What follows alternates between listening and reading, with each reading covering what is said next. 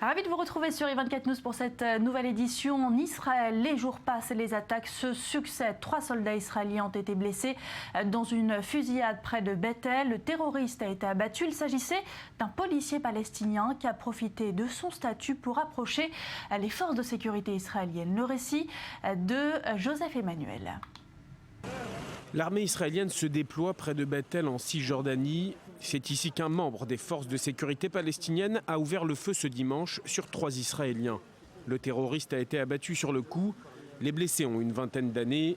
Évacués après les premiers soins reçus sur place, 2 sont dans un état grave avec des blessures profondes au niveau du cou.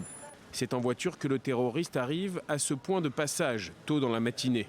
Les témoins décrivent un homme calme quand il ouvre le feu. Les Palestiniens confirment l'identité de l'assaillant.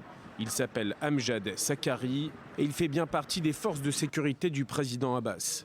Dans un post publié samedi soir sur Facebook, Sakari semble faire allusion à ses projets. Dieu est le plus grand, le seul à savoir qui sera le prochain martyr. Et quand il le deviendra, chaque jour nous entendons la nouvelle d'un décès. Pardonnez-moi, peut-être serai-je le prochain. Les attaques anti-juives continuent en Cisjordanie comme en Israël.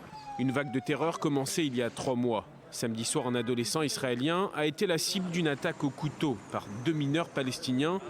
Mais l'attaque de ce dimanche inquiète particulièrement les autorités israéliennes.